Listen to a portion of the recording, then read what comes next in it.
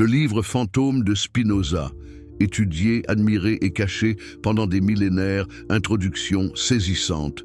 Avez-vous déjà imaginé qu'il puisse exister un livre si dangereux que les rois, les papes et les empereurs se sont unis pour le détruire? Un texte si révolutionnaire que ses propres disciples l'ont caché pendant des siècles. Un manuscrit dont la simple existence remettait en question tout ce que l'humanité croyait savoir sur Dieu, sur le pouvoir et sur la liberté. Si vous aimez les histoires inspirantes et les mystères qui traversent les siècles, n'oubliez pas de vous abonner à notre chaîne pour ne manquer aucun de ces moments extraordinaires.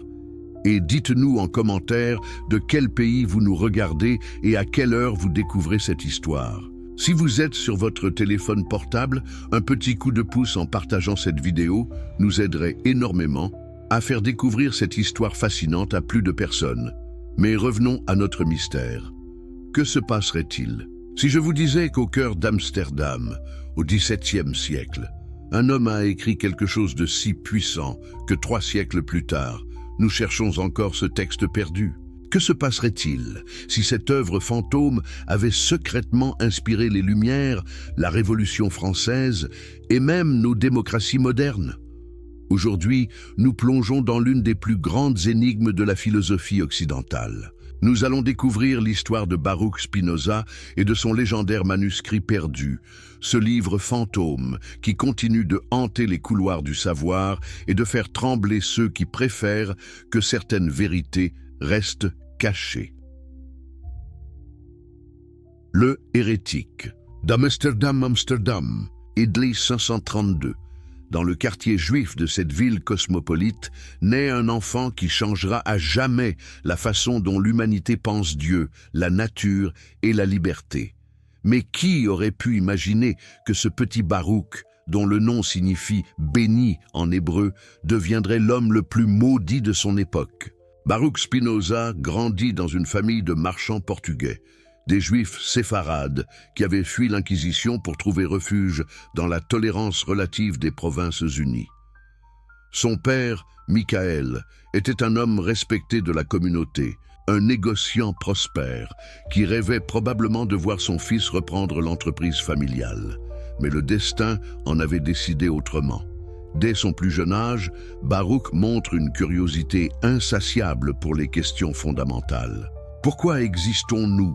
Qui est vraiment Dieu? Quelle est notre place dans l'univers? Ses professeurs à l'école talmudique remarquent rapidement cette intelligence exceptionnelle, mais aussi cette tendance inquiétante à poser des questions qui dérangent. Imaginez un adolescent de 15 ans qui ose demander à ses maîtres « Si Dieu est parfait et tout-puissant, pourquoi a-t-il besoin de nos prières ?» Ou encore « Si les Écritures sont la parole de Dieu, pourquoi contiennent-elles des contradictions ?» Ces questions, apparemment innocentes, révélaient déjà un esprit qui refusait d'accepter les vérités toutes faites. Mais c'est vers l'âge de 20 ans que tout bascule. Spinoza découvre les œuvres de René Descartes, ce philosophe français qui révolutionne la pensée européenne avec son fameux « Je pense donc je suis ». Cette rencontre intellectuelle est un électrochoc. Si Descartes a osé remettre en question toutes nos certitudes pour rebâtir la connaissance sur des bases solides, pourquoi ne pourrait-il pas faire de même avec les dogmes religieux? Voici où l'histoire devient vraiment troublante.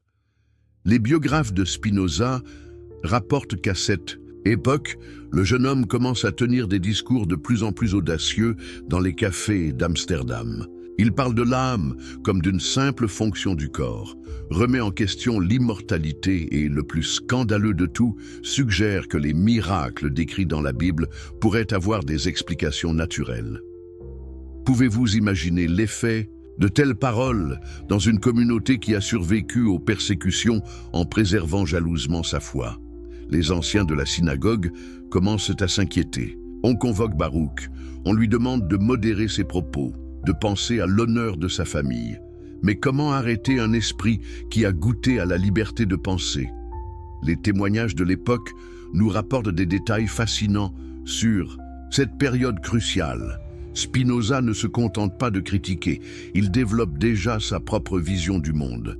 Il commence à concevoir Dieu non pas comme un être personnel qui intervient dans les affaires humaines, mais comme la substance, même de l'univers, la force qui anime toute chose. Cette idée, qu'il appellera plus tard le panthéisme, est révolutionnaire. Pensez-y un instant. Si Dieu et la nature ne font qu'un, alors il n'y a plus de séparation entre le sacré et le profane. Il n'y a plus besoin d'intermédiaires religieux pour accéder au divin. Chaque pierre, chaque arbre, chaque être humain participe de cette essence divine. C'est beau, c'est poétique, mais c'est aussi terriblement dangereux pour toutes les institutions qui fondent leur pouvoir sur la médiation avec le divin. L'année 1656 approche, et avec elle, l'un des moments les plus dramatiques de l'histoire, de la philosophie. Baruch a maintenant 24 ans. Il a refusé tous les compromis, rejeté toutes les tentatives de réconciliation. Sa réputation de libre penseur s'étend bien au-delà de la communauté juive d'Amsterdam. Des chrétiens libéraux viennent l'écouter, des érudits correspondent avec lui.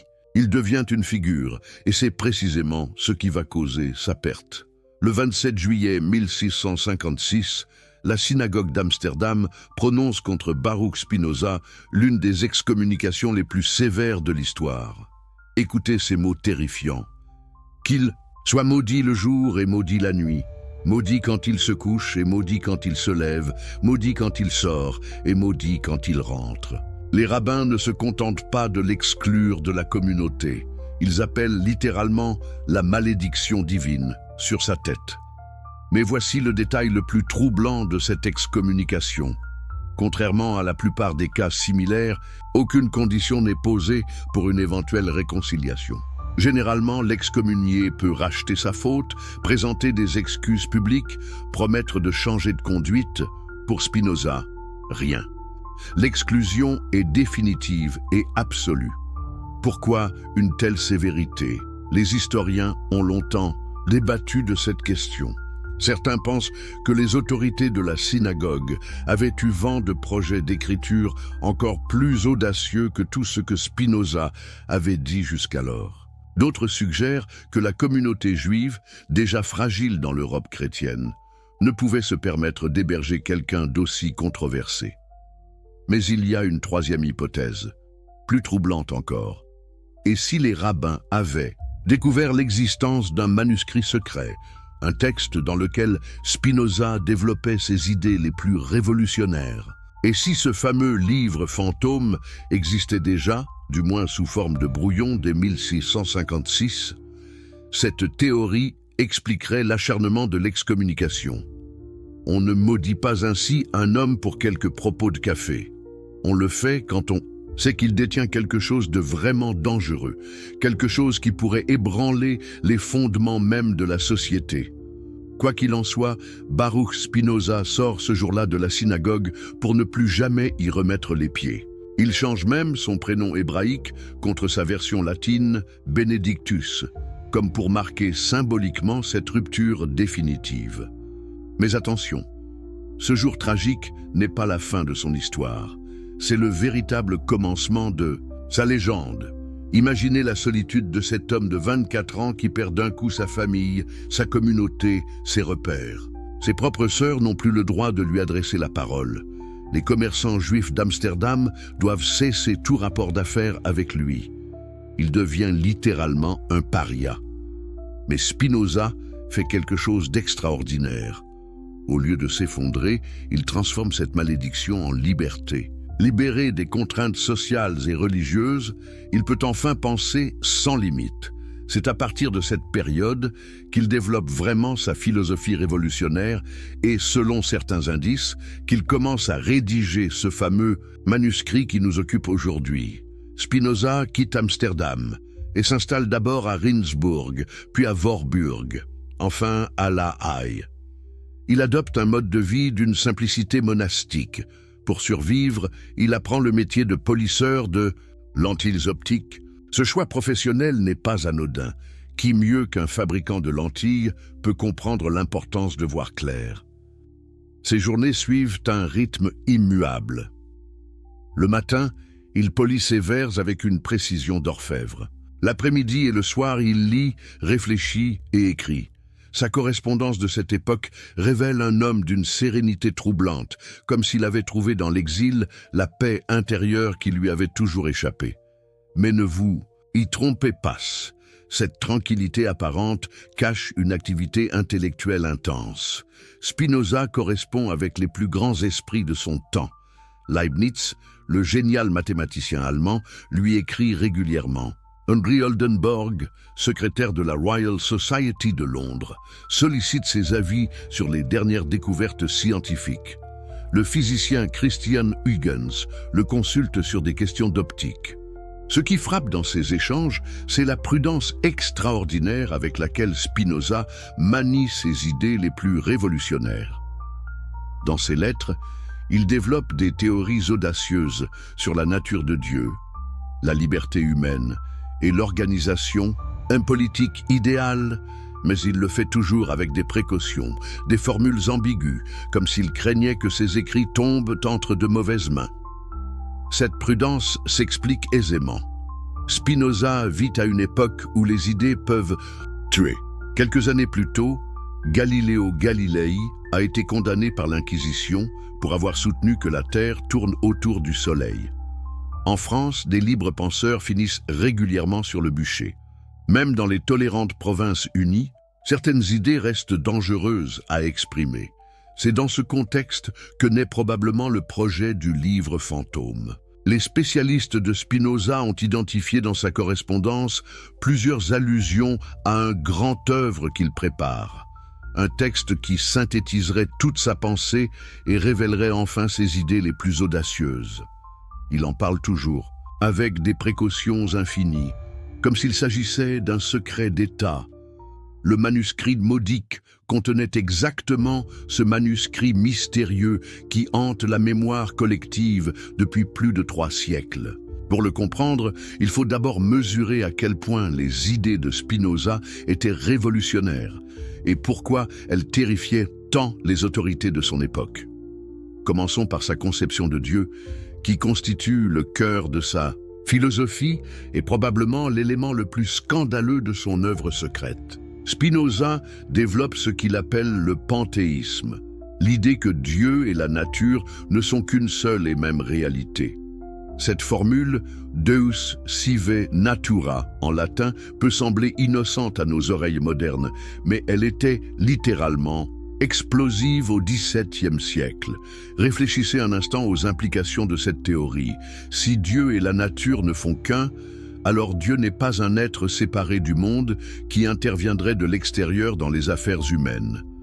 Il nie à plus de miracles au sens traditionnel, plus de révélations surnaturelles, plus de providence divine qui récompense les bons et punit les méchants. Tout ce qui arrive dans l'univers découle de lois naturelles immuables. Cette vision détruit d'un coup tous les fondements de la religion traditionnelle, qu'elle soit juive, catholique ou protestante. Plus besoin de clergé pour intercéder auprès de Dieu, plus de sacrements pour obtenir le salut, plus de temples pour rencontrer le divin puisque celui-ci est partout, dans chaque grain de sable comme dans chaque étoile. Mais Spinoza va encore plus loin dans ce manuscrit perdu. Selon les témoignages indirects de ses contemporains, il y développait une critique impitoyable des Écritures saintes. Non content de remettre en question l'interprétation traditionnelle de la Bible, il s'attaquait à son authenticité même.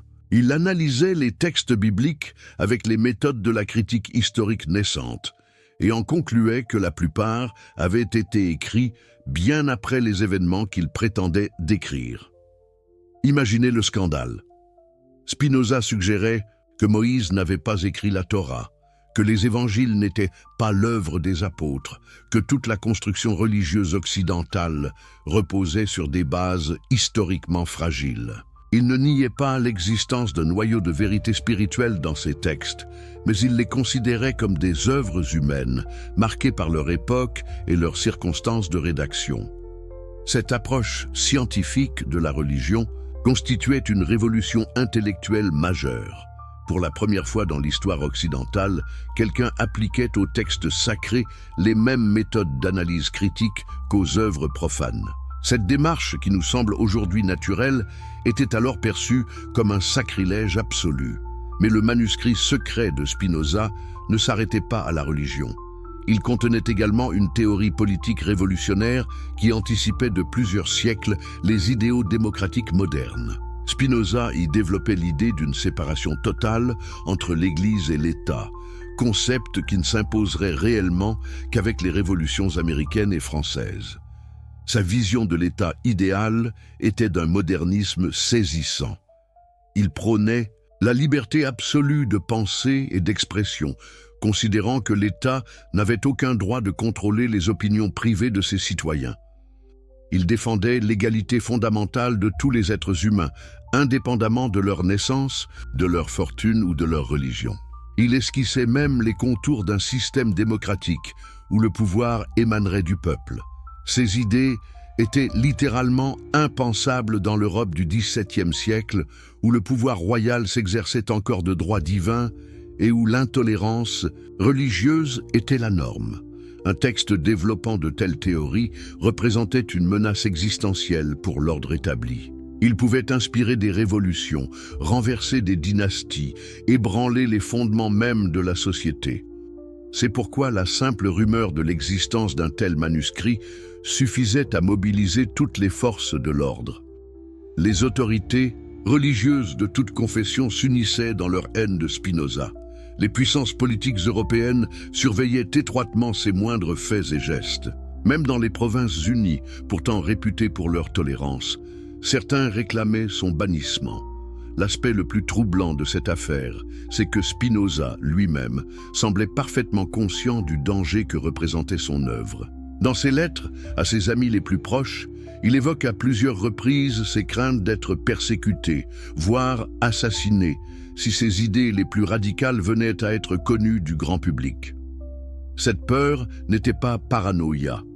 En 1672, les frères Jean et Cornelis de Witt, dirigeants libéraux des Provinces-Unies et protecteurs officieux de Spinoza, sont lynchés par une foule fanatisée. Le philosophe, bouleversé par cet événement, aurait préparé un placard dénonçant ce qu'il appelait la barbarie populaire, mais ses amis l'auraient dissuadé de le publier, craignant pour sa vie.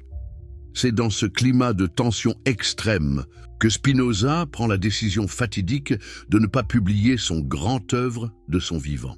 Contrairement à ses autres textes, qu'il fait circuler discrètement dans des cercles restreints d'initiés, ce manuscrit-là reste jalousement gardé dans son cabinet de travail de La Haye. Les quelques témoins qui ont eu le privilège de consulter ce texte secret en parlent avec un mélange de fascination et d'effroi. L'un d'eux écrit à un correspondant « J'ai lu des pages qui bouleversent tout ce que nous croyons savoir sur Dieu, sur l'homme et sur la société.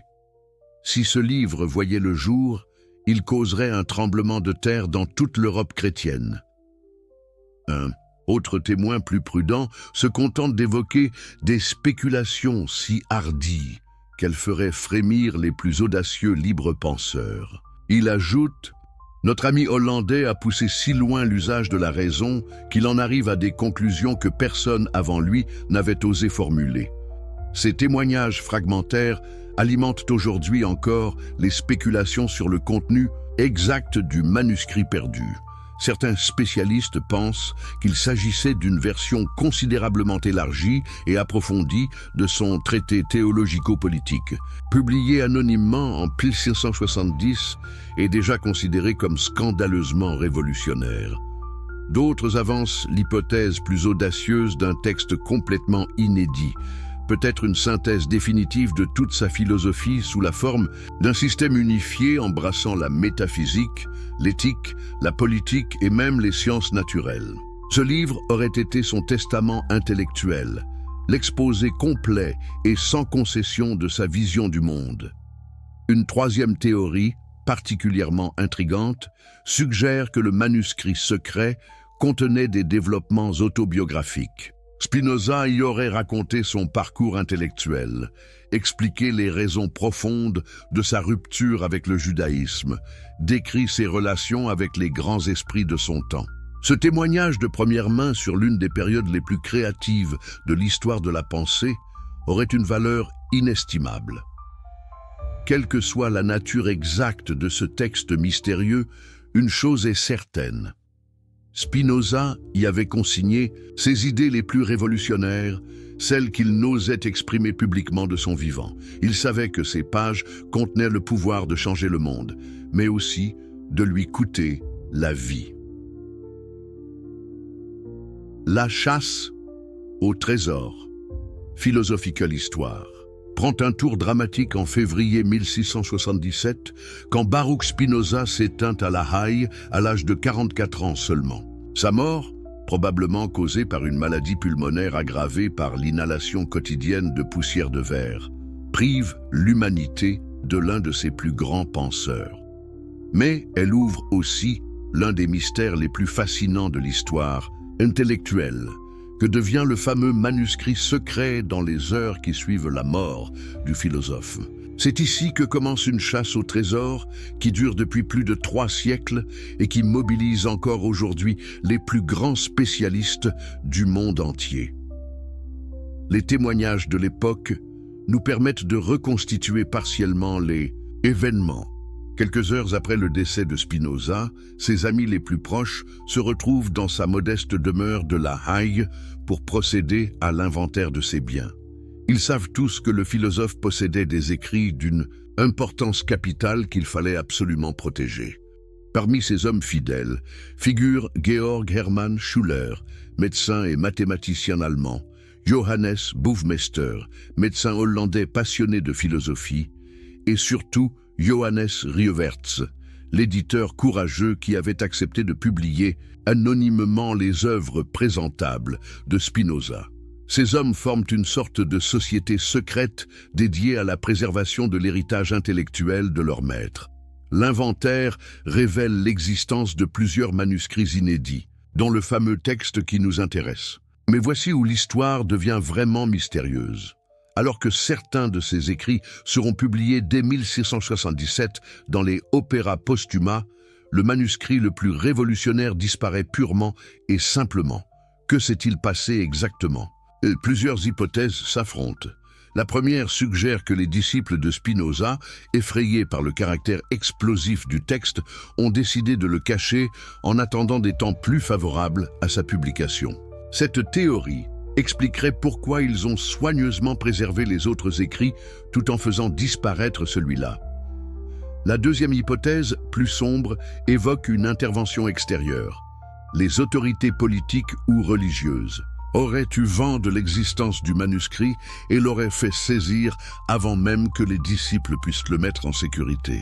Cette version expliquerait l'acharnement avec lequel certains pouvoirs ont tenté d'effacer jusqu'au souvenir de Spinoza. Une troisième théorie, particulièrement troublante, suggère que le manuscrit aurait été volontairement détruit par Spinoza lui-même peu avant sa mort.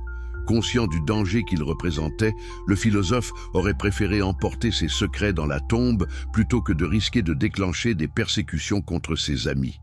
Mais il existe une quatrième possibilité, plus romanesque et plus espoir. Le manuscrit aurait été caché si efficacement qu'il attend encore aujourd'hui d'être redécouvert. Cette hypothèse alimente depuis 3 siècles l'imagination des chercheurs et des aventuriers intellectuels du monde entier. Les premières recherches systématiques commencent dès le XVIIIe siècle, à l'époque des Lumières, quand les philosophes français redécouvrent l'œuvre de Spinoza. Voltaire, Diderot et d'Alembert comprennent rapidement que le penseur hollandais avait anticipé nombre de leurs propres idées. Ils lancent des enquêtes discrètes pour retrouver ces écrits perdus. Ces recherches révèlent des indices troublants. Dans plusieurs lettres de contemporains de Spinoza, on trouve des allusions à un livre secret dont l'existence était connue d'un cercle très restreint d'initiés. Un correspondant de Leibniz évoque les pages les plus audacieuses jamais écrites par un homme. Un autre parle d'un texte capable de renverser tous les trônes et tous les autels d'Europe.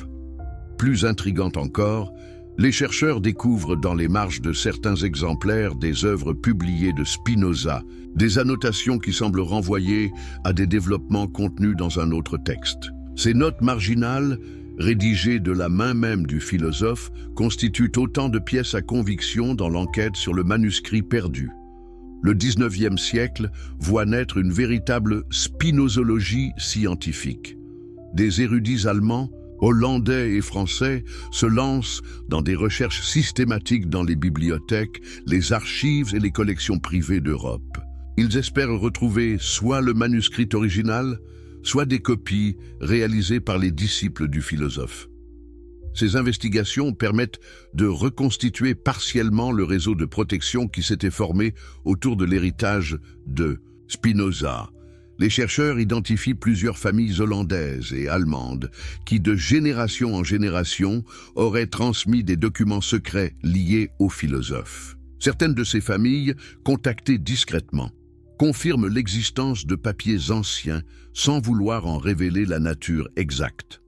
L'enquête révèle également l'existence d'un code secret utilisé par les disciples de Spinoza pour se reconnaître et échanger des informations sur les écrits cachés. Ce code, basé sur des références géométriques chères aux philosophes, apparaît dans plusieurs documents de l'époque et semble avoir perduré pendant plus d'un siècle après sa mort.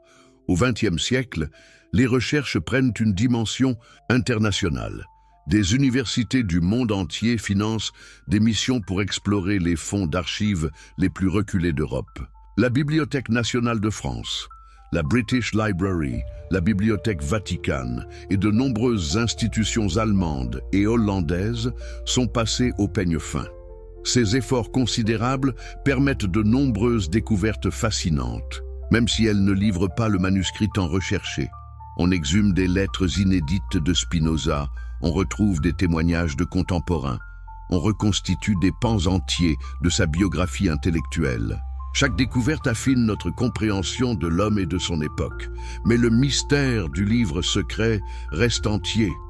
L'une des pistes les plus prometteuses émerge dans les années 1960, quand des chercheurs hollandais découvrent dans les archives d'une vieille famille d'Amsterdam un ensemble de documents datant du XVIIe siècle.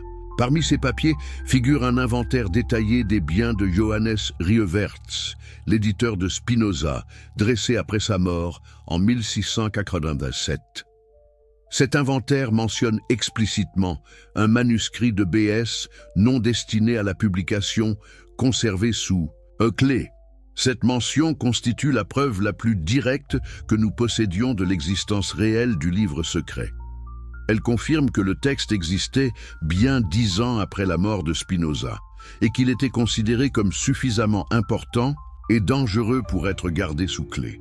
Mais que devient ce manuscrit après 1687 ? L'inventaire ne le dit pas, et c'est là que la piste se perd à nouveau. Les descendants de Rieverts ont-ils conservé le document ? L'ont-ils vendu à un collectionneur? L'ont-ils détruit par prudence? Toutes les hypothèses restent ouvertes. Cette découverte relance l'intérêt international pour l'énigme spinoziste.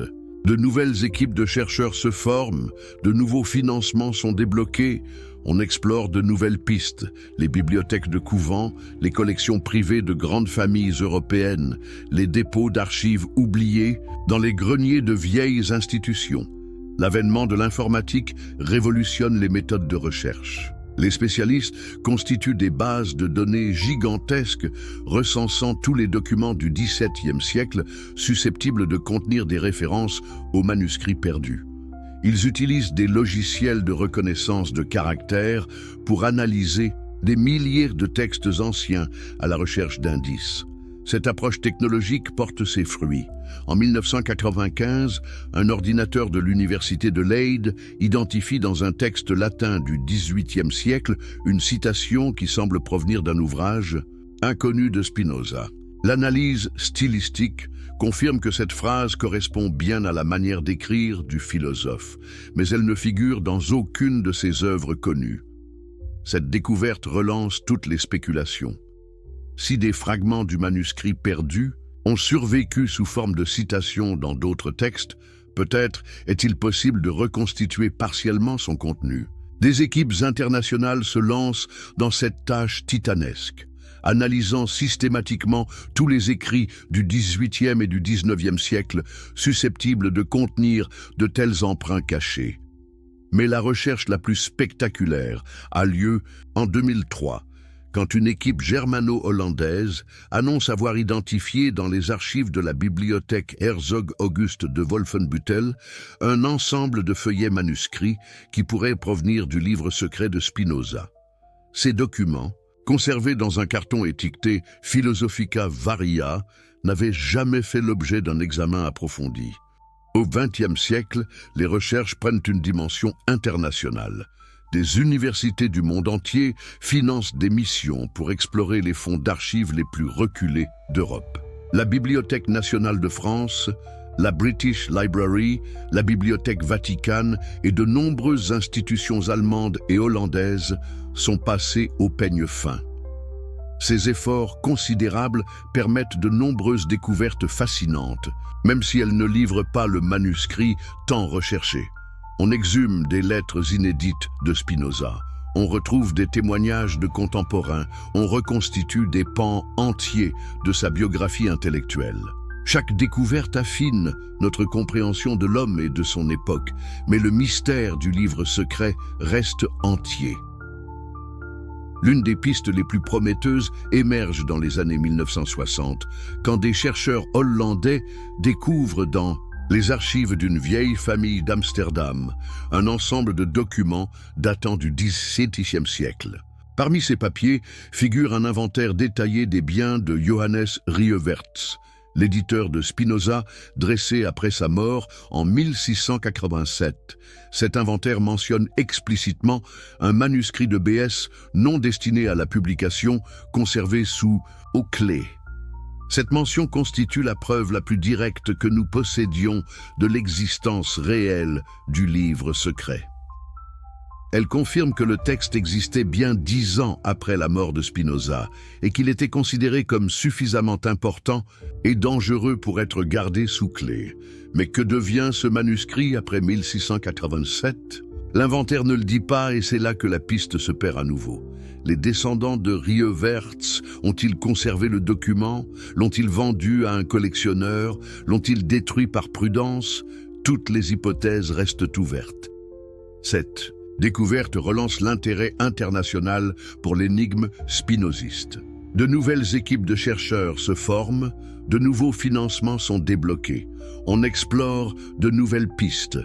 Les bibliothèques de couvents, les collections privées de grandes familles européennes, les dépôts d'archives oubliés, dans les greniers de vieilles institutions. L'avènement de l'informatique révolutionne les méthodes de recherche. Les spécialistes constituent des bases de données gigantesques, recensant tous les documents du XVIIe siècle, susceptibles de contenir des références aux manuscrits perdus. Ils utilisent des logiciels de reconnaissance de caractères pour analyser des milliers de textes anciens à la recherche d'indices. Cette approche technologique porte ses fruits. En 1995, un ordinateur de l'université de Leyde identifie dans un texte latin du XVIIIe siècle une citation qui semble provenir d'un ouvrage inconnu de Spinoza.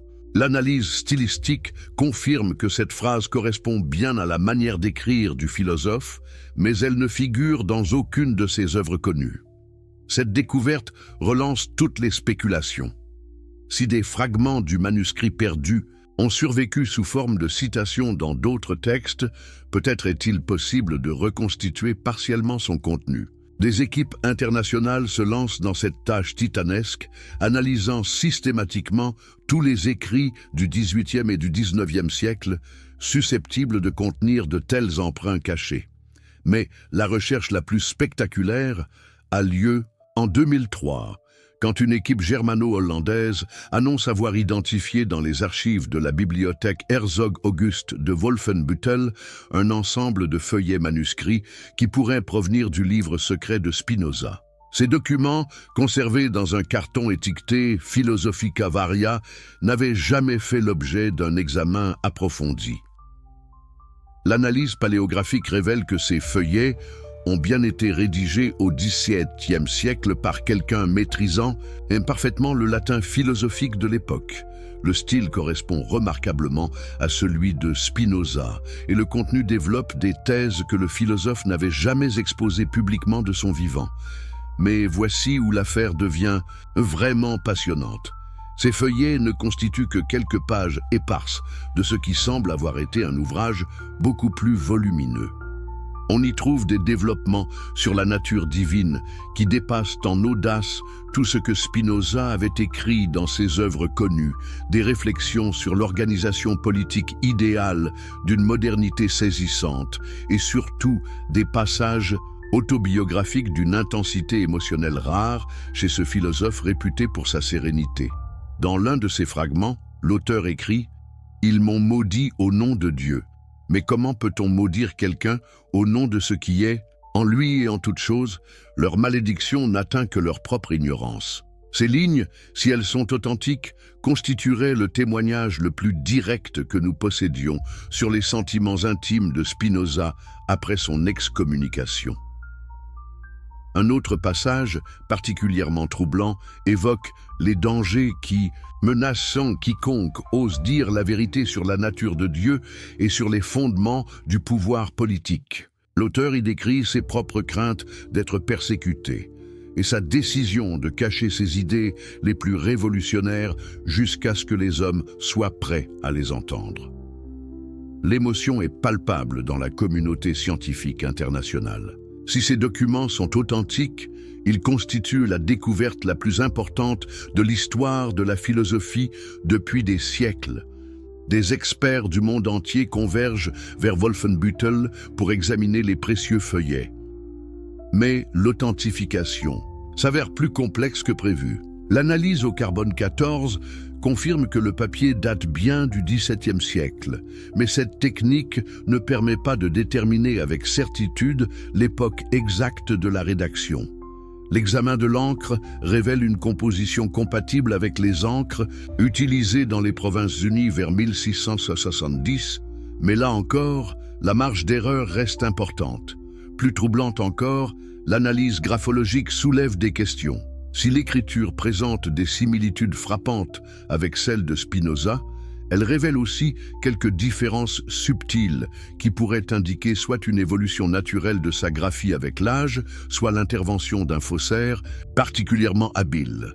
Le débat fait rage pendant des mois dans les revues spécialisées. Les partisans de l'authenticité soulignent la cohérence philosophique parfaite entre ces fragments et l'ensemble de l'œuvre spinoziste. Ils font valoir qu'aucun faussaire, même le plus doué, n'aurait pu reproduire avec une telle précision la pensée profonde du philosophe hollandais. Les sceptiques, de leur côté, pointent plusieurs anomalies troublantes. Certains termes techniques utilisés dans les fragments ne seraient apparus dans la littérature philosophique qu'au XVIIIe siècle. Quelques références historiques semblent également anachroniques par rapport à l'époque de Spinoza. La controverse atteint son paroxysme quand un chercheur de l'université d'Oxford annonce avoir identifié dans l'un des fragments une citation quasi littérale d'un texte de Christian Wolff, publié en 1720, soit plus de 40 ans après la mort de Spinoza. Cette découverte porte un coup sévère à la thèse de l'authenticité, mais les défenseurs des fragments ne se découragent pas. Ils avancent l'hypothèse audacieuse d'une falsification partielle. Les documents seraient globalement authentiques, mais auraient été complétés ou améliorés par un érudit du XVIIIe siècle qui aurait cru bien faire en y ajoutant ses propres réflexions. Cette théorie expliquerait les anomalies chronologiques tout en préservant la valeur historique des parties authentiques. Elle soulève cependant une question redoutable. Comment distinguer dans ces textes ce qui provient réellement de Spinoza de ce qui a été ajouté par un faussaire bien intentionné? La solution pourrait venir des nouvelles technologies d'analyse. Les chercheurs expérimentent actuellement des techniques de spectrométrie de masse qui permettent d'analyser la composition chimique de l'encre avec une précision inégalée. Ils espèrent ainsi pouvoir dater chaque ligne, chaque mot, et identifier d'éventuels ajouts postérieurs. Parallèlement, des linguistes développent des logiciels d'analyse stylistique capables de détecter les plus infimes variations dans la manière d'écrire d'un auteur. Ces programmes, alimentés par l'intégralité des œuvres connues de Spinoza, pourraient identifier avec une précision statistique quels passages des fragments de Wolfenbüttel correspondent réellement à son style. En attendant les résultats de ces analyses de pointe, la chasse aux manuscrits complets se poursuit sur d'autres fronts. L'hypothèse que ces fragments proviennent d'un ouvrage plus vaste relance l'espoir de retrouver un jour l'intégralité du livre secret. Si quelques pages ont survécu dans les archives allemandes, peut-être d'autres se cachent-elles dans des collections européennes encore inexplorées. Cette possibilité mobilise de nouveau les énergies. Des équipes de chercheurs reprennent méthodiquement l'exploration des grandes bibliothèques européennes, cette fois armées de technologies de détection plus sophistiquées. Ils utilisent notamment des caméras multispectrales capables de révéler des textes effacés ou masqués, des détecteurs de métaux pour localiser d'éventuelles caches secrètes et même des scanners à pénétration profonde pour explorer l'intérieur de reliures anciennes sans les endommager. Ces méthodes révolutionnaires ont déjà permis plusieurs découvertes spectaculaires dans d'autres domaines. En 2018, des chercheurs italiens ont ainsi retrouvé un manuscrit perdu de Léonard de Vinci, caché dans la reliure d'un livre du XVIe siècle. L'année suivante, des spécialistes français ont mis au jour des fragments inédits de Pascal, dissimulés sous des surcharges d'encre dans un carnet de notes. Ces succès alimentent l'optimisme de la communauté spinoziste internationale. Si des génies de la Renaissance et du grand siècle ont pris soin de cacher leurs écrits les plus précieux, pourquoi Spinoza ou ses disciples n'auraient-ils pas fait de même ? L'une des pistes les plus prometteuses concerne la bibliothèque personnelle du philosophe, dont on sait qu'elle contenait plusieurs centaines d'ouvrages annotés de sa main. Cette collection, dispersée après sa mort, pourrait receler des indices précieux sur l'emplacement du manuscrit secret. Des chercheurs hollandais ont entrepris de reconstituer cette bibliothèque en identifiant un à un tous les livres qui la composaient. Ils ont déjà retrouvé une quarantaine d'ouvrages portant des annotations autographes de Spinoza, et chacun de ces volumes fait l'objet d'un examen microscopique. Cette quête minutieuse a déjà porté ses fruits. Dans un exemplaire des Principia Philosophiae de Descartes ayant appartenu à Spinoza, les chercheurs ont découvert une note marginale particulièrement intrigante. Vid opus magnum folio CCL trait, voire grand œuvre, feuillet 263. Cette référence à un grand œuvre pourrait bien désigner le manuscrit perdu. Plus troublante encore, cette annotation renvoie à un passage où Descartes évoque les limites de la connaissance humaine et la nécessité de procéder avec prudence dans l'exploration de certaines vérités dangereuses. Le parallèle avec la situation de Spinoza est saisissant. Lui aussi savait qu'il touchait à des vérités explosives et qu'il devait avancer masqué. D'autres annotations marginales découvertes récemment semblent confirmer l'existence du livre secret. Dans un traité de théologie protestante, Spinoza a écrit en marge « Haec omnia fusius in scripto separato », tout cela plus amplement dans un écrit séparé. Cette formule laconique constitue peut-être la preuve la plus directe que le philosophe travaillait parallèlement sur un texte où il développait ses idées sans contrainte. Ces découvertes relancent périodiquement l'intérêt médiatique pour l'énigme spinoziste. Des documentaires télévisés racontent l'épopée de ces chercheurs obstinés qui consacrent leur vie à retrouver un livre vieux de 3 siècles et demi. Des romans policiers s'inspirent de cette chasse au trésor intellectuel. L'affaire dépasse largement le cercle des spécialistes pour captiver un public plus large. Cette popularisation a des effets inattendus. Des particuliers possédant des collections de livres anciens se manifestent régulièrement auprès des universités pour faire examiner des documents qui pourraient être liés à Spinoza. La plupart de ces pistes s'avèrent décevantes, mais quelques-unes débouchent sur de véritables découvertes. C'est ainsi qu'en 2019, une famille belge a contacté l'Université libre de Bruxelles pour faire expertiser un manuscrit latin conservé dans leur grenier depuis des générations. Ce document, transmis de père en fils sans que personne ne prenne la peine de le lire, s'est révélé être une copie partielle d'un traité inédit sur l'interprétation des Écritures, très probablement rédigé par un disciple direct de Spinoza. Cette copie ne contient pas le fameux manuscrit secret, mais elle confirme que les idées les plus audacieuses du philosophe circulaient bien dans un cercle restreint d'initiés et qu'elles étaient soigneusement préservées par des réseaux clandestins. Elle révèle également des détails fascinants sur les méthodes de travail de Spinoza et sur ses rapports avec ses disciples. Plus intrigant encore, ce manuscrit belge contient plusieurs allusions à un opus maximum que le maître préparait dans le plus grand secret. L'une de ces références précise même que ce grand œuvre devait révéler la véritable nature de Dieu et les fondements éternels de la justice humaine. Cette description correspond exactement à ce que les spécialistes imaginent du contenu du livre perdu. Toutes ces découvertes, aussi partielles soient-elles, dessinent progressivement le portrait d'une œuvre secrète, d'une richesse et d'une audace exceptionnelle. Elle confirme que Spinoza avait bien rédigé un texte révolutionnaire qu'il jugeait trop dangereux pour être publié de son vivant et que ce texte a effectivement circulé dans des cercles très fermés après sa mort. Reste la question cruciale. Ce manuscrit existe-t-il encore aujourd'hui? Après 3 siècles et demi de recherche, de persécution et d'oubli, des pages écrites par l'un des plus grands génies de l'humanité dorment-elles encore dans quelques bibliothèques méconnues ou quelques collections privées?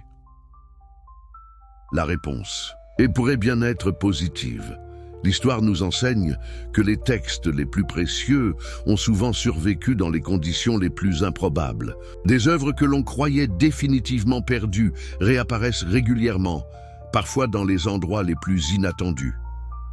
Et si le livre fantôme de Spinoza nous attendait quelque part, patient et silencieux, prêt à révéler enfin les secrets que son auteur n'avait pas osé partager avec son époque, cette possibilité, aussi mince soit-elle, suffit à maintenir vivante la passion de tous ceux qui consacrent leur existence à cette quête extraordinaire.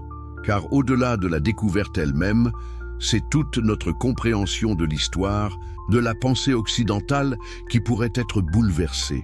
Le livre secret de Spinoza ne serait pas seulement un trésor archéologique, il serait une fenêtre ouverte sur l'un des moments les plus créatifs et les plus audacieux de l'aventure intellectuelle humaine. L'impact secret, mais attendez une minute. Si vous appréciez ces histoires qui révèlent les mystères cachés de notre passé, n'oubliez pas de vous abonner à notre chaîne pour ne manquer aucune de ces découvertes extraordinaires. Et dans les commentaires, dites-nous de quel pays vous nous suivez et à quelle heure vous découvrez cette incroyable histoire. Si vous regardez depuis votre téléphone, un petit partage nous aiderait énormément à faire connaître ces récits fascinants à davantage de personnes passionnées comme vous. Revenons maintenant à notre énigme. Voici peut-être l'aspect le plus troublant de toute cette affaire. Comment un livre qui n'a jamais été publié, dont l'existence même reste hypothétique, a-t-il pu exercer une influence si profonde ou sur l'évolution de la pensée occidentale? Car c'est bien là le paradoxe central de notre histoire. Le manuscrit fantôme de Spinoza semble avoir changé le monde sans même être lu. Comment est-ce possible? La réponse réside dans un phénomène fascinant que les historiens des idées connaissent bien, la transmission souterraine de la pensée révolutionnaire. Même cachée, même interdite, les idées les plus puissantes trouvent toujours un moyen de circuler, de germer dans d'autres esprits, de se transformer et de ressurgir sous de nouvelles formes. Pensez-y un instant. Les disciples directs de Spinoza, ceux qui avaient eu accès à ses écrits secrets, n'ont pas emporté ces idées dans la tombe. Ils les ont transmises, oralement d'abord, puis par des écrits codés à une nouvelle génération de penseurs audacieux. Ces hommes, à leur tour, ont fait germer ces semences révolutionnaires dans des terrains intellectuels nouveaux. Cette transmission clandestine explique pourquoi, dès le début du XVIIIe siècle, on voit apparaître dans toute l'Europe des idées qui ressemblent étrangement à celles de Spinoza, mais formulées par des auteurs qui ne citent jamais explicitement le philosophe hollandais. Ces penseurs avaient-ils lu des fragments du manuscrit secret?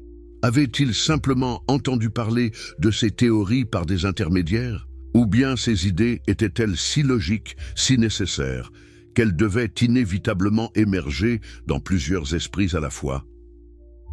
L'exemple le plus frappant de cette influence souterraine nous est donné par Voltaire, cette figure emblématique des Lumières françaises.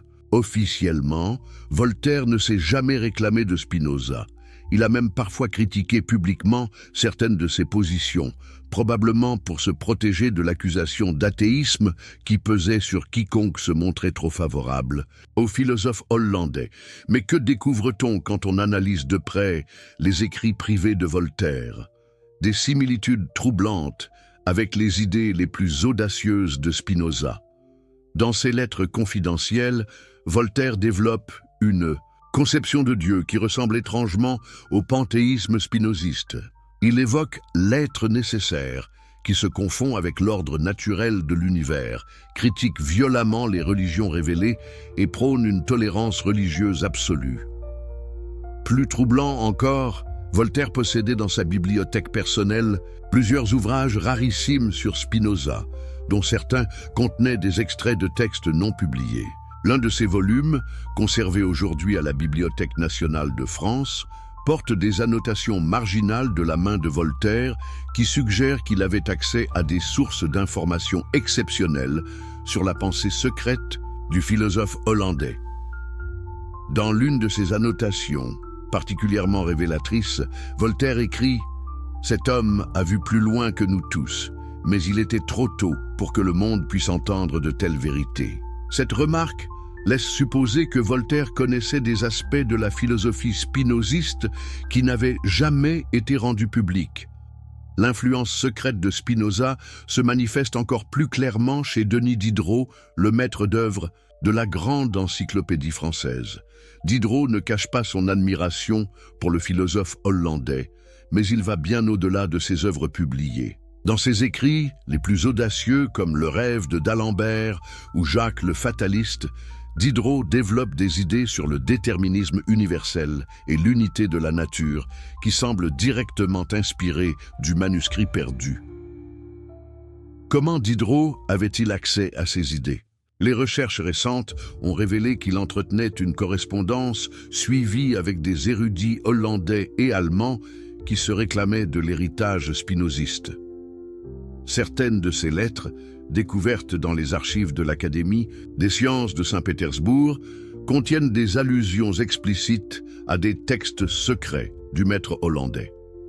Dans l'une de ces correspondances, datée de 1765, un érudit de Göttingen écrit à Diderot « Les pages que vous m'avez demandées contiennent effectivement les développements les plus audacieux de notre philosophe sur la nature de l'âme et sa relation au corps. Mais je vous conjure de n'en faire usage qu'avec la plus extrême prudence. Cette lettre constitue peut-être la preuve la plus directe que des fragments du manuscrit secret circulaient encore au XVIIIe siècle dans des cercles très fermés. » L'influence de ces idées cachées se retrouve également dans l'œuvre de Jean-Jacques Rousseau, pourtant réputé hostile au matérialisme de son époque. Dans ses Rêveries du promeneur solitaire, Rousseau développe une mystique panthéiste qui évoque irrésistiblement celle de Spinoza. Il décrit des moments d'extase où il se sent fusionné avec la nature universelle, où son moi individuel se dissout dans le sentiment de l'existence. Cette influence paradoxale s'explique quand on sait que Rousseau fréquentait les mêmes salons parisiens que les encyclopédistes et qu'il avait donc accès aux mêmes sources d'informations sur la pensée secrète de Spinoza. Sa sensibilité romantique l'amenait à traduire en termes émotionnels et mystiques ce que Diderot exprimait dans un langage rationnel et scientifique. Mais c'est peut-être dans l'œuvre d'Emmanuel Kant, ce géant de la philosophie allemande, que l'influence souterraine de Spinoza se manifeste de la manière la plus inattendue. Kant a consacré une partie importante de sa critique de la raison pure à réfuter le déterminisme spinoziste. Mais cette réfutation révèle une connaissance si précise et si approfondie de la pensée de Spinoza qu'elle suggère un accès à des sources non publiques. Comment Kant, qui n'a jamais quitté Königsberg, avait-il pu acquérir une telle maîtrise de la philosophie spinoziste? La réponse se trouve dans sa correspondance avec Markus Hertz, son ancien étudiant devenu médecin à Berlin. Hertz entretenait des relations étroites avec les milieux intellectuels juifs allemands, héritiers directs de la tradition spinoziste. Il servait d'intermédiaire entre Kant et ses cercles, où se transmettaient oralement les enseignements secrets du maître hollandais. Dans une lettre de 1781, Hertz écrit à Kant: « Les développements que vous demandez sur la théorie de la substance unique se trouvent effectivement dans les papiers dont je vous ai parlé, mais leur communication nécessite des précautions particulières. » Cette correspondance confirme que Kant avait bien accès à des textes spinozistes inédits et qu'il en tenait compte dans l'élaboration de sa propre philosophie. L'influence du manuscrit fantôme dépasse largement le cadre de la philosophie pure. Elle se manifeste aussi dans l'évolution des idées politiques européennes. Les théories révolutionnaires sur la séparation des pouvoirs, la souveraineté populaire et la tolérance religieuse qui émergent au XVIIIe siècle portent toutes la marque de la pensée spinoziste. Montesquieu, dans L'Esprit des lois, développe une théorie de la séparation des pouvoirs qui ressemble étrangement aux idées politiques que Spinoza avait esquissées dans ses œuvres connues et, selon toute vraisemblance, approfondie dans son manuscrit secret. Cette ressemblance n'est sans doute pas fortuite. Montesquieu avait séjourné en Hollande et y avait fréquenté des cercles où se perpétuait la mémoire du grand philosophe. Plus troublante encore, les archives du château de la Brède, propriété de Montesquieu, conservent un catalogue de sa bibliothèque personnelle qui mentionne plusieurs ouvrages rares sur Spinoza. L'un d'eux est décrit comme contenant des extraits de textes non publiés relatifs à la constitution de l'État idéal. Cette mention laisse supposer que Montesquieu avait effectivement eu accès à des fragments du fameux manuscrit politique. L'influence secrète de Spinoza se manifeste avec encore plus d'évidence dans les écrits des révolutionnaires français. Maximilien Robespierre, dans ses discours les plus enflammés, développe une conception de la vertu civique et de la religion naturelle qui évoque irrésistiblement les idées politico-religieuses du philosophe hollandais. Cette filiation spirituelle n'est pas le fruit du hasard. Les recherches menées dans les archives révolutionnaires ont révélé que plusieurs dirigeants jacobins possédaient des copies manuscrites d'extraits de Spinoza, probablement transmises par des réseaux clandestins remontant au XVIIe siècle. Ces textes circulaient sous le manteau dans les clubs révolutionnaires et nourrissaient les débats sur l'organisation de la société future. Saint-Just lui-même, dans ses institutions républicaines, formule des idées sur l'égalité naturelle des hommes et la nécessité d'une éducation civique qui semble directement inspirée du projet politique spinoziste. Comment ce jeune homme de 26 ans avait-il pu développer des théories si proches de celles d'un philosophe mort depuis plus d'un siècle? La réponse réside probablement dans cette transmission souterraine d'idées révolutionnaires qui avait traversé l'Europe des Lumières. Mais l'influence la plus spectaculaire du manuscrit fantôme se manifeste dans l'œuvre de Karl Marx, ce penseur révolutionnaire du XIXe siècle qui allait bouleverser la compréhension de l'histoire humaine. Marx n'a jamais caché son admiration pour Spinoza, qu'il considérait comme l'un des précurseurs du matérialisme moderne. Mais l'analyse de ses écrits révèle une influence bien plus profonde qu'il ne l'admettait publiquement. La conception marxiste de l'histoire comme processus déterministe régi par des lois naturelles rappelle étrangement la vision spinoziste de l'univers comme système nécessaire où tout découle de la nature des choses. Cette similitude ne relève pas de la simple coïncidence intellectuelle. Marx avait étudié Spinoza de très près et possédait dans sa bibliothèque personnelle plusieurs éditions de ses œuvres, annotées de sa main. Plus intrigante encore, Marx avait accès à des sources d'informations exceptionnelles sur la pensée secrète de Spinoza. Son ami Heinrich Heine, ce poète allemand exilé à Paris, entretenait des relations étroites avec des familles juives hollandaises qui se transmettaient de génération en génération des documents relatifs aux philosophes. Dans ses mémoires, Heine évoque des cahiers secrets contenant les réflexions les plus audacieuses de Spinoza sur l'avenir de l'humanité. Ces cahiers secrets contenaient-ils des fragments du manuscrit perdu? C'est fort possible. En tout cas, ils ont nourri la réflexion de Marx sur les contradictions du capitalisme et la nécessité d'une transformation révolutionnaire de la société. L'idée marxiste selon laquelle l'histoire humaine obéit à des lois objectives indépendantes de la volonté des individus s'enracine directement dans le déterminisme spinoziste. Mais c'est peut-être dans le domaine scientifique que l'influence du manuscrit fantôme se révèle la plus inattendue et la plus féconde. Albert Einstein, ce génie de la physique moderne, n'a jamais caché sa dette intellectuelle envers Spinoza. Sa célèbre déclaration « Je crois au Dieu de Spinoza » révèle l'influence profonde que le philosophe hollandais a exercée sur sa conception de l'univers. Cette influence dépasse largement le cadre d'une simple admiration philosophique. Einstein avait étudié Spinoza de manière approfondie et possédait une connaissance remarquable de sa pensée. Mais d'où venait cette connaissance si précise? Les biographes d'Einstein ont découvert qu'il avait eu accès, par l'intermédiaire de sa famille et de ses relations dans les milieux intellectuels juifs européens, à des traditions orales remontant directement au XVIIe siècle. Ces traditions conservaient la mémoire des enseignements secrets de Spinoza, notamment ses réflexions sur l'unité fondamentale de l'univers et sur la nature déterministe des lois naturelles. Ces idées ont nourri la conception einsteinienne de l'espace-temps comme réalité unifiée et sa conviction que Dieu ne joue pas au dé avec l'univers.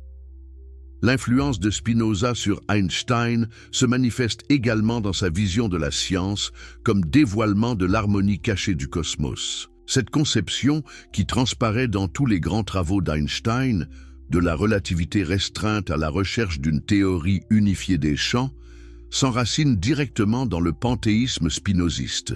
Mais Einstein avait-il eu accès à des fragments du manuscrit secret? Certains indices le suggèrent. Dans sa correspondance privée, il évoque à plusieurs reprises des intuitions profondes sur la nature de la réalité qu'il attribue à sa lecture de Spinoza. Il parle notamment d'idées sur l'unité de la matière et de l'énergie qui anticipaient remarquablement ses propres découvertes scientifiques. Ces intuitions provenaient-elles des œuvres publiées de Spinoza ou de sources plus secrètes? La question reste ouverte, mais elle illustre la persistance extraordinaire de l'influence spinoziste à travers les siècles. Même si le manuscrit original a disparu, ces idées continuent de germer dans les esprits les plus créatifs de chaque époque. Cette influence souterraine explique pourquoi tant de grands penseurs modernes, de Bergson à Deleuze en passant par Merleau-Ponty, se réclament encore aujourd'hui de l'héritage spinoziste. Ils puisent tous, consciemment ou non, à cette source cachée qui a nourri 3 siècles de révolutions intellectuelles. L'exemple le plus récent de cette filiation secrète nous est donné par les neurosciences contemporaines. Les découvertes actuelles sur le fonctionnement du cerveau et la nature de la conscience confirment remarquablement les intuitions de Spinoza sur l'unité de l'âme et du corps. Cette convergence troublante suggère que le philosophe hollandais avait anticipé, grâce à sa seule réflexion, des vérités que nous ne redécouvrons qu'aujourd'hui, grâce aux techniques les plus sophistiquées. Comment une telle anticipation était-elle possible? La réponse réside peut-être dans ce manuscrit perdu où Spinoza aurait développé ses intuitions les plus profondes sur la nature humaine. Ces pages secrètes contenaient-elles des analyses psychologiques d'une modernité ô saisissante? Proposait-elle des hypothèses sur le fonctionnement de l'esprit qui ne trouvent leur confirmation qu'aujourd'hui? Cette possibilité fascine les chercheurs contemporains et relance périodiquement l'intérêt pour la quête du manuscrit fantôme. Car au-delà de sa valeur historique, ce texte pourrait contenir des idées révolutionnaires sur des questions qui nous préoccupent encore aujourd'hui. La nature de la conscience, les fondements de la morale, l'organisation idéale de la société.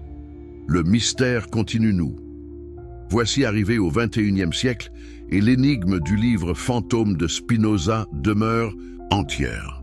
Après plus de 3 siècles de recherches acharnées, de fausses pistes et de découvertes partielles, ce manuscrit mythique continue de narguer les plus éminents spécialistes du monde entier. Mais pourquoi cette obsession perdure-t-elle ? Qu'est-ce qui pousse encore aujourd'hui des chercheurs à consacrer leur carrière à cette quête apparemment impossible ? La réponse tient à la nature même de notre époque, à une période où l'humanité fait face à des défis sans précédent, où les certitudes traditionnelles s'effritent et où de nouvelles formes de pensée émergent. Les idées révolutionnaires d'un philosophe du XVIIe siècle n'ont jamais paru si actuelles. Et si le manuscrit perdu de Spinoza contenait des réponses aux questions qui nous tourmentent aujourd'hui, cette hypothèse n'a rien de fantaisiste. L'histoire de la pensée nous enseigne que les grands génies anticipent souvent les problèmes de leur époque de plusieurs siècles. Spinoza, avec sa vision unifiée de la nature et de l'humanité, avec sa critique radicale des préjugés et des superstitions, avec ses intuitions sur la psychologie profonde de l'homme, pourrait bien avoir conçu des solutions aux crises contemporaines. C'est pourquoi la recherche du manuscrit perdu a pris aujourd'hui une dimension nouvelle. Elle mobilise non seulement les historiens de la philosophie, mais aussi des spécialistes de disciplines très diverses, informaticiens, physiciens, psychologues, sociologues. Tous pressentent que ce texte secret pourrait éclairer d'un jour nouveau leur propre domaine de recherche. Les moyens technologiques déployés dans cette quête dépassent aujourd'hui tout ce qu'on pouvait imaginer il y a encore 20 ans. L'intelligence artificielle révolutionne les méthodes de recherche documentaire. Des algorithmes sophistiqués analysent en permanence des millions de textes numérisés à la recherche de fragments qui pourraient provenir du manuscrit perdu. Ces programmes informatiques sont d'une précision stupéfiante. Ils peuvent identifier dans un texte du XVIIIe siècle une phrase qui présente les caractéristiques stylistiques particulières de Spinoza, même si cette phrase n'apparaît dans aucune de ses œuvres connues. Ils détectent les anachronismes, analysent les structures syntaxiques, comparent les champs lexicaux avec une rigueur que n'égalerait aucun érudit humain. Cette approche technologique a déjà permis plusieurs découvertes remarquables. En peintre. 2020, un programme développé par l'université de Stanford a identifié dans les Pensées diverses de Pierre Bayle une citation qui semble provenir d'un texte inédit de Spinoza. Cette phrase, qui évoque la nécessité éternelle qui gouverne toute chose sans laisser place au hasard ni au miracle, ne figure dans aucune œuvre publiée du philosophe hollandais. L'analyse stylistique confirme que cette formulation correspond parfaitement à la manière d'écrire de Spinoza. Plus troublant encore, elle développe une idée que le philosophe n'avait jamais exprimée aussi clairement dans ses textes connus. Cette découverte suggère que Bayle avait effectivement eu accès à des écrits secrets de Spinoza et qu'il en avait discrètement intégré des extraits dans ses propres œuvres. Cette méthode de recherche par intelligence artificielle ouvre des perspectives extraordinaires. Si des fragments du manuscrit perdu ont effectivement été cités, copiés ou paraphrasés par des auteurs des XVIIe et XVIIIe siècles, il devient possible de reconstituer partiellement son contenu en analysant systématiquement toute la littérature de cette époque. Parallèlement, les techniques d'imagerie révolutionnent l'exploration des documents anciens. Les scanners multispectrales permettent aujourd'hui de révéler des textes effacés, surchargés ou masqués avec une précision inégalée.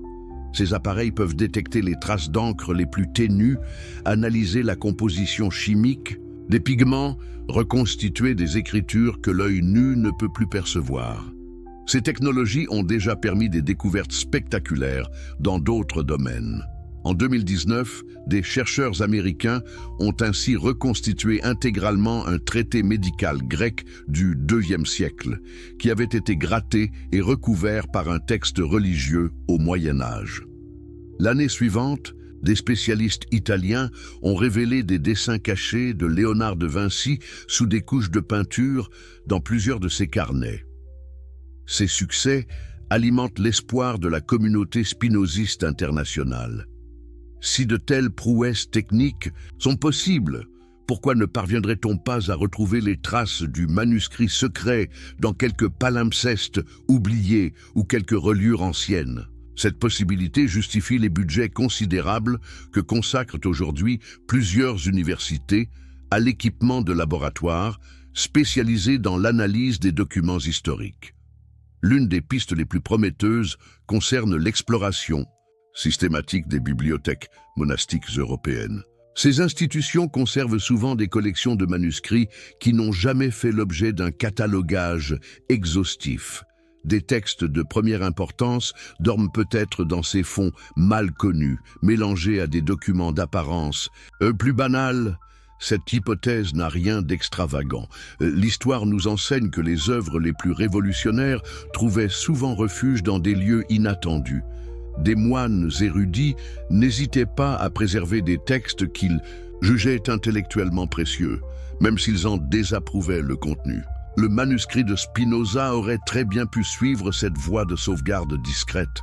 C'est pourquoi plusieurs équipes internationales explorent méthodiquement les archives monastiques d'Europe centrale, région où l'influence de Spinoza s'était étendue grâce aux réseaux intellectuels juifs et protestants.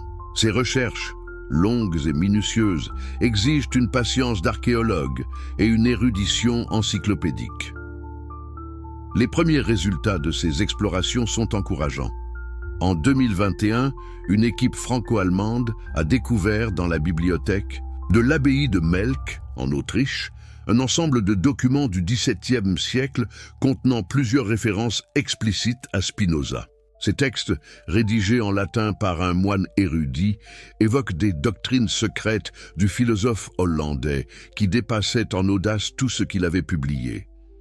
Plus intriguant encore, l'un de ces documents mentionne l'existence d'une copie partielle d'un traité inédit de Spinoza conservé en lieu sûr par des amis fidèles. Cette mention constitue peut-être l'indice le plus précieux découvert depuis des décennies sur le sort du manuscrit perdu. Cette découverte autrichienne relance toutes les spéculations sur les réseaux qui ont pu protéger l'héritage secret de Spinoza. Elle confirme que des copies de ses écrits les plus audacieux circulaient encore au début du XVIIIe siècle et qu'elles étaient soigneusement préservées par des cercles d'initiés. Parallèlement à ces recherches traditionnelles, de nouvelles hypothèses émergent sur les lieux possibles où pourrait se cacher le manuscrit original. L'une des théories les plus intrigantes concerne les collections privées de grandes familles européennes. Ces bibliothèques particulières, constituées souvent depuis plusieurs siècles, échappent largement aux investigations des chercheurs universitaires. Or, l'histoire nous apprend que les textes les plus précieux et les plus controversés finissaient souvent dans ces collections privées, acquis par des amateurs éclairés qui savaient en apprécier la valeur. Le manuscrit de Spinoza aurait très bien pu suivre cette voie, passant de main en main au gré des ventes et des héritages. Cette hypothèse explique pourquoi certains collectionneurs milliardaires s'intéressent aujourd'hui de très près à l'énigme spinoziste. Ces hommes disposent des moyens financiers et des réseaux nécessaires pour mener des investigations que ne peuvent entreprendre les institutions académiques. Ils font appel à des détectives privés spécialisés dans la recherche d'œuvres d'art, explorent des pistes dans le monde entier, n'hésitent pas à débourser des sommes considérables pour acquérir des documents susceptibles de les rapprocher de leur objectif. Cette privatisation partielle de la recherche soulève des questions éthiques complexes. Si le manuscrit de Spinoza venait à être retrouvé par un collectionneur privé, que deviendrait-il ? Serait-il rendu accessible à la Communauté scientifique internationale ou resterait-il prisonnier d'une collection particulière? Cette incertitude ajoute une dimension dramatique à la quête contemporaine. Certains spécialistes avancent même l'hypothèse troublante que le manuscrit aurait déjà été retrouvé et qu'il serait actuellement détenu par des intérêts privés qui préfèrent en garder le secret. Cette théorie, apparemment paranoïaque, n'est pourtant pas dénuée de fondement. L'histoire récente nous a montré que des œuvres d'art de première importance pouvaient disparaître pendant des décennies dans des collections clandestines. Si cette hypothèse était exacte, elle expliquerait pourquoi certaines découvertes récentes sur la pensée de Spinoza semblent anticiper des idées que nous croyons contemporaines. Des chercheurs auraient-ils eu accès discrètement au contenu du manuscrit secret sans pouvoir révéler leur source? Cette possibilité, aussi troublante soit-elle, ne peut être écartée. Quoi qu'il en soit, la quête du manuscrit perdu continue de mobiliser des énergies considérables. Elle est devenue bien plus qu'une simple recherche érudite. C'est un symbole de la résistance de l'esprit humain face aux tentatives d'étouffement de la vérité. Elle incarne l'espoir que les idées les plus révolutionnaires, même persécutées et cachées, finissent toujours par ressurgir pour éclairer l'humanité. Cette dimension symbolique explique pourquoi l'énigme spinoziste fascine bien au-delà des milieux académiques. Elle inspire des romanciers, des cinéastes, des artistes qui y trouvent une métaphore puissante de la quête éternelle de la connaissance et de la liberté. Le manuscrit fantôme de Spinoza est devenu un mythe moderne, au sens le plus noble du terme.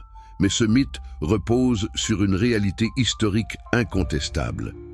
Un homme d'exception a effectivement conçu, il y a plus de 3 siècles, des idées, et si révolutionnaires, qu'elles continuent de nous troubler aujourd'hui. Ces idées, qu'elles soient préservées dans un manuscrit secret ou qu'elles survivent seulement dans la mémoire collective, restent d'une actualité saisissante. Car au fond, peu importe que le livre fantôme de Spinoza soit un jour retrouvé ou qu'il reste à jamais perdu. L'essentiel est ailleurs, dans la leçon d'audace intellectuelle que nous donne ce philosophe extraordinaire, dans sa démonstration que la pensée libre est plus forte que toutes les persécutions, dans sa conviction inébranlable que la vérité finit toujours par triompher. Conclusion finale. L'héritage éternel, nous voici arrivés au terme de cette extraordinaire épopée qui nous a menés des rues d'Amsterdam du XVIIe siècle au laboratoire high-tech du XXIe siècle.